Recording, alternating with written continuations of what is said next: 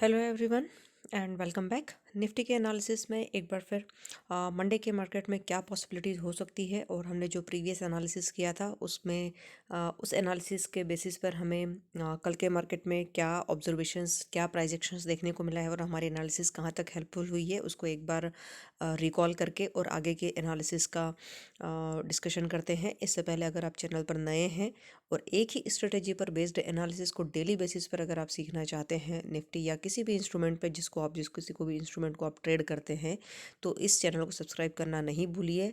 सैकड़ों strategies try करके अगर आप थक चुके हैं तो इस स्ट्रेटेजी को हर दिन इस एनालिसिस को देखकर आप सीखने की कोशिश कीजिए। कहीं ना कहीं कोई लर्निंग्स आपको कुछ अर्न करने में हेल्प करेगा, आई बिलीव। और चलिए इसी के साथ आगे बढ़ते हैं। तो डेली टाइम फ्रेम पर हम आ चुके हैं।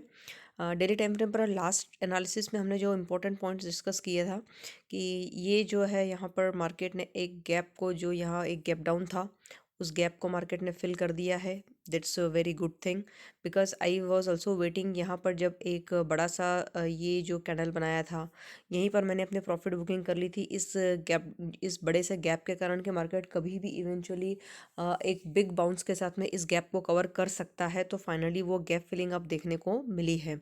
ओके, इवेंचुअली इसी के साथ में मार्केट ने 50 EMA के एग्जैक्ट रेजिस्टेंस पर क्लोज किया।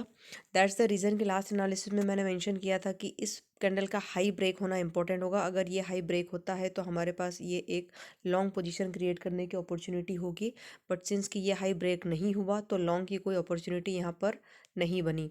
इंस्टेड हमें एक शॉर्ट ट्रेंड देखने को मिला इंट्राडे में। शॉर्ट ट्रेंड के लिए हमने 15 मिनट टाइम फ्रेम पर ऑलरेडी डिस्कस किया था कि 15 मिनट में RSI जो था वो ऑलरेडी ओवरबॉट जोन पर था और RSI का वहाँ पर थोड़ा सा लेवल का बैलेंस होना बिल्कुल स्वाभाविक था। इसलिए मार्केट में एक करेक्शन या कंसोलिडेशन देखने को मिलना ही था। ये मेरा अपना एनालिसिस था which I was expecting and the same was exhibited by the market. चलिए अब आगे के लिए क्या है, देखिए I can be wrong, I have all the rights to be wrong, लेकिन हम एनालिसिस के बेसिस पर हमारे पास एक एग्जिट पॉइंट ज़रूर होना चाहिए। क्योंकि सिंस की व्यू ये नहीं था कि मार्केट कल गिरेगा ही गिरेगा, व्यू ये था कि अगर इस हाई से मार्केट ऊपर चलने लगा तो यहाँ हमें अपना व्यू भी चेंज करना होगा। लेकिन मार्केट ने उस हाई को रिस्पेक्ट किया है। 15 मिनट टाइम फ्रेम पर देखेंगे और क्लियरली उसके लेवल्स हमें नज़र आएंगे। तो चलिए एक बार ओवरऑल व्यू मार्केट का जो स्ट्रक्चर है उसको फिर डिस्कस करते हैं। लास्ट सेशन में हमने बात की थी कि ये जो हमारा डाउन ट्रेंड इस तरीके से चल रहा है और क्या इसके बाद ये मार्केट फिर से इसको यहाँ इस तरह कंटिन्यू करता है क्या। तो हाल फिलहाल का जो कैंडल है ये फिर से 20 EMA पे जाकर के रुक चुका है। अब इस पर्टिकुलर कैंडल का लो ब्रेक होना इम्पॉर्टेंट होगा। लो ब्रेक होना क्यों इम्पॉर्टेंट होगा, या तो इस यस्टरडेज कैंडल स्लो या उससे प्रीवियस सेशन का हाई, ये दोनों अब एक रेंज होगी निफ्टी के लिए। तो आर्ली चार्ट पर हम चल के देखते हैं एक बार आर्ली चार्ट पर क्या ऑब्जर्वेशंस है। उसके बाद में हम 15 मिनट टाइम फ्रेम पर चलते हैं। आर्ली टाइम फ्रेम पर एक इम्पॉर्टेंट ऑब्जर्वेशन क्या है, इम्पॉर्टेंट ऑब्जर्वेशन ये है, this can be a retracement. Okay, हम इस लो की बात क्यों कर रहे हैं, क्योंकि मार्केट ने यहाँ पर अगर आवर्ली टाइम फ्रेम को देखें तो ये एक अप ट्रेंड का क्रॉसओवर है और अप ट्रेंड में चलने के बाद में ये इसका एक रिट्रेसमेंट है। आवरली चार्ट की हम सिर्फ बात कर रहे हैं। तो आवरली चार्ट पर अगर ये एक रिट्रेसमेंट है तो मार्केट यहाँ पर एक कहीं ना कहीं फिर से एक ग्रीन कैंडल बनाता हुआ हमें दिखेगा और उसके बाद ऊपर की तरफ चलना शुरू करेगा। अगर ये अप ट्रेंड का रिट्रेसमेंट है तो ये कल की जो पूरी मूव है अगर ये सिर्फ एक रिट्रेसमेंट है तो ओके, मार्क माय वर्ड्स कि हम प्राइस एक्शन की बात कर रहे हैं कि कल का जो पूरा प्राइस एक्शन था ये इस हाई को रिस्पेक्ट करने के बाद में मार्केट ने ये जो मूव दिया है, अगर ये सिर्फ इस अप ट्रेंड का एक पुल बैक या एक करेक्शन है तो यहाँ पर हमें एक pull back trade early chart पर, यहाँ पर एक पुल बैक ट्रेड हमें इस तरीके का मिलना चाहिए और मार्केट इवेंचुअली ऊपर की तरफ निकलना चाहिए। लेकिन अगर यहाँ पर हमें ये ग्रीन कैंडल ना मिलते हुए, इस लो को मार्केट रिस्पेक्ट ना करते हुए नीचे की तरफ चलना शुरू करता है तो फिर इस स्टॉप लॉस के साथ में यहाँ पर इंट्राडे के लिए शॉर्ट ट्रेड ट्रिगर हो जाएगा। ओके, आई होप ये पॉइंट आपको क्लियर हो गया है कि अगर ये एक रिट्रेसमेंट होता है तो रिट्रेसमेंट अगर है तो मार्केट यहीं से टर्न हो सकता है इवेंचुअली, या फिर अगर इस लो को रिस्पेक्ट नहीं करता है, इस लो से नीचे चलना शुरू करता है तो इस लो के नीचे इस स्टॉप लॉस के साथ में यहाँ पर एक शॉर्ट ट्रेड ट्रिगर होता है। Okay, alright. अब हम 15 मिनट टाइम फ्रेम पर देखते हैं कि 15 मिनट टाइम फ्रेम क्या कह रहा है। 15 मिनट टाइम फ्रेम पर अगर हम देखें तो ये एक क्लियर हमारा हाई था जो ब्रेक नहीं हुआ, मार्केट ने वहीं से नीचे आना शुरू हुआ, यहाँ से आकर एक फिर वापस 20 डे मूविंग एवरेज के ऊपर चलना शुरू किया और इवेंचुअली फिर एक छोटे छोटे से कैंडल बना के फिर से 50 डे मूविंग एवरेज के पास में इसने क्लोज किया है। ओके, अब अगर यहाँ पर मार्केट इन लेवल्स को रिस्पेक्ट नहीं करता है और यहाँ से नीचे की तरफ चलने लगता है, यहाँ से नीचे की तरफ चलने लगता है तो भी आप 23,900 का जो लेवल है, जो एग्जैक्टली 200 ईएमए का लेवल है, अगर 200 ईएमए का लेवल ये ब्रेक करके नीचे की तरफ चलता है तो अगेन एक शॉर्ट अपॉर्चुनिटी बनती है। ऑल्दो कि मैं पोजिशनल के लिए अगेन कल का जो मेरा व्यू होगा वेट एंड वॉच होगा, ये मेरे पर्सनल पोजिशनल सेटअप की बात होगी, क्योंकि अगर 20 डे ईएमए के नीचे अगर ये जाता है कल, मैं शॉर्ट अपॉर्चुनिटी के लिए वेट करूँगी, लेकिन मैं कंफर्मेशन के लिए थोड़ा सा वेट और करूँगी।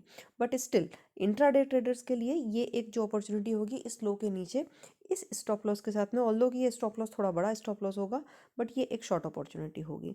तो दिस इज़ अ क्लियर, और ज़्यादा पॉसिबिलिटीज़ इसकी ही दिख रही है, ऑल्दो की पॉसिबिलिटीज़ में कभी भी बदलाव हो सकता है। एक बार 15 मिनट टाइम फ्रेम के आरएसआई को भी हम देख लेते हैं। आरएसआई जो इंडिकेशन कर रहा है कि आरएसआई ने एग्जैक्टली 40 पर सपोर्ट लिया हुआ है। इवेंचुअली इसने यहाँ से करेक्ट होना शुरू किया था, जो हमने लास्ट ट्रेडिंग सेशन में बात की थी कि आरएसआई जो है वो काफ़ी ओवरबॉट जोन में है और यहाँ से मार्केट में एक अच्छा आरएसआई के लेवल्स का एडजस्टमेंट देखने को मिला है। अब या तो ये 40 लेवल को सपोर्ट करके ऊपर की तरफ निकलेगा, और अगर लो ब्रेक करता है जिन लेवल्स की हमने बात की है, अगर उन लेवल्स को ब्रेक करता है तो आरएसआई इवेंचुअली 40 से नीचे चला जाएगा, जो अपने आप में इंट्राडे का ये शॉर्ट टर्म का बियरिश ट्रेंड इंडिकेट करेगा। आई होप आप मेरा पॉइंट समझ रहे हैं कि लो ब्रेक होना और आरएसआई का क्लोजिंग बिलो 40 दोनों ही चीज़ें हमें साथ में मिलेगी, तो इंट्राडे में ये एक शॉर्ट सेटअप बन जाता है।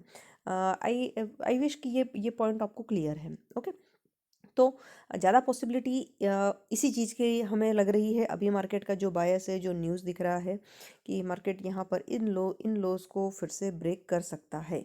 ओके, अगेन एक थर्ड पॉसिबिलिटी है कि मार्केट ना इस हाई को ब्रेक करे ना इस लो को ब्रेक करे और यहीं थोड़ा कंसोलिडेशन दिखाता रहे। Yes, quite possible. अगर मार्केट को एक नए ट्रेंड को स्टार्ट करना है, हो सकता है मार्केट यहाँ पर फिर एक कंसोलिडेशन इन दोनों ही जोन के बीच में हमें देखने को मिले। तो तीनों सिनेरियो की बात करते हैं। अगर मार्केट यहाँ से रिवर्स चलना शुरू होता है तो पोजिशनली इस लेवल के ऊपर हमारे लिए बाय ट्रेड इनिशिएट होगा। इंट्राडे में अगर यहाँ पर हमें एक बाउंस बैक देखने को मिलता है तो इस लो के स्टॉप लॉस के साथ में बाय ट्रेड ट्रिगर कर हो सकता है, और अगर इस लो को ब्रेक करके नीचे की तरफ मार्केट चलता है तो इस स्टॉप लॉस के साथ में यहाँ पर एक शॉर्ट का सेटअप होगा। तो ये ट्रेड प्लान होंगे इंट्राडे के लिए। पोजिशनल के लिए मैंने आपके सामने ऑलरेडी मेंशन कर दिया कि this will be the level for positional, और एक ये जो 200 ईएमए का लेवल है 15 मिनट टाइम फ्रेम पर 23,900 के नीचे ही मैं शॉर्ट पोजीशन को प्लान करूंगी। या फिर अगर मार्केट में एक थर्ड सिनेरियो ये भी देखने को मिल सकता है कि मार्केट नीचे की तरफ आए और फिर ऊपर की तरफ निकल जाए। अगर मार्केट में ये सिनेरियो मिलता है कि मार्केट 200 ईएमए के नीचे आता है और इवेंचुअली बाउंस करके फिर इस हाई को ब्रेक करता है, I will not enter the trade. I will wait for one more day of confirmation of price action. इस प्राइस एक्शन के फॉलो थ्रू के लिए मैं एक दिन का वेट और करूंगी। I hope my point is clear to you. Okay, कि हाई ब्रेक के केस में हमें बाइंग सेटअप इंट्राडे में अगर देखना है तो अगर यहाँ पर हमें ग्रीन सेटअप मिलता है, मार्केट ऊपर की तरफ चलता है, तो इस स्टॉप लॉस के साथ या इस स्टॉप लॉस के साथ में आप इंट्राडे के लेवल ट्रेड कर सकते हैं। पोजिशनल के लिए इस लेवल का वेट करना होगा। डाउन साइड अगर ये लेवल को ब्रेक करता है तो इस स्टॉप लॉस के साथ में इंट्राडे में शॉर्ट पोजीशन को इस यहाँ पर ट्रेड किया जा सकता है। आई गेस ये पॉइंट आपको क्लियर है, एंड आई होप ये एनालिसिस आपको अच्छा लगा होगा। तो आई विश कि मंडे के ट्रेडिंग सेशन में ये लेवल्स आपको हेल्प करेंगे। और अगर आप ट्रेड नहीं भी कर रहे हैं तो एटलीस्ट आप इन लेवल्स को ट्रैक ज़रूर करें कि इन लेवल्स के मूविंग एवरेजेस में कितनी पावर है। आपको किसी लेवल के लिए किसी पर भी डिपेंड होने की ज़रूरत नहीं है। मूविंग एवरेज अपने आप में बहुत बड़ा सपोर्ट और रेजिस्टेंस है। आरएसआई अपने आप में ट्रेंड की स्ट्रेंथ इंडिकेट करता है। अगर ये लो ब्रेक करके market first candle strong candle बनाता है, लो ब्रीच करके नीचे की तरफ जाता है और आरएसआई की क्लोजिंग हमें 40 से नीचे मिल जाती है, तो इसी कैंडल के लो ब्रेक होते ही इस स्टॉप लॉस के साथ भी आप ट्रेड एंटर कर सकते हैं इंट्राडे में, अगर आप इस स्टॉप लॉस को ट्रेड नहीं करना चाहते, क्योंकि इंट्राडे के हिसाब से ये बहुत बड़ा स्टॉप लॉस हो जाता है। तो इंट्राडे में अगर आप इस स्टॉप इसको एक first red big red candle, एक अच्छा सा स्ट्रॉन्ग रेड कैंडल मिलता है, उसका लो ब्रेक होता है, साथ में आरएसआई की क्लोजिंग 40 से नीचे मिलती है, तो इस पर्टिकुलर फर्स्ट कैंडल के स्टॉप लॉस हाई के स्टॉप लॉस के साथ में इंट्राडे का बहुत बढ़िया शॉर्ट ट्रेड यहाँ पर क्रिएट होगा। और अगर यहाँ पर बाउंस बैक मिलता है तो इसी के साथ में इस लो के साथ में इस हाई के ब्रेक होते ही आप ऊपर की तरफ लॉन्ग ट्रेड भी क्रिएट कर सकते हैं। बहुत ही अच्छा इंट्राडे के लिए बाइंग या शॉर्ट ट्रेड यहाँ पर क्रिएट होता हुआ दिखेगा, अनटिल एंड अनलेस मार्केट एक कंसोलिडेशन ना दिखाए। ओके, तो आई होप ये एनालिसिस आपको अच्छा लगा होगा। एनालिसिस अच्छा लगा हो तो चैनल को सब्सक्राइब करना और कंटेंट को लाइक करना मत भूलिएगा। And again a disclaimer, I am not a SEBI registered analyst. ये सभी मेरे अपने ट्रेड प्लान है, मेरी अपनी एनालिसिस है, और ये वीडियो सिर्फ और सिर्फ एजुकेशन और लर्निंग पर्पस के लिए है। आप किसी भी तरह का ट्रेड लेने से पहले अपने कैपिटल मैनेजमेंट, अपने रिस्क मैनेजमेंट के अकॉर्डिंग ट्रेड लीजिएगा, या अपने फाइनेंशियल एडवाइजर से जरूर कंसल्ट करके ट्रेड एंट्री कीजिएगा। Till then, trade well, trade wise. This is Kirti signing off. Thank you so much.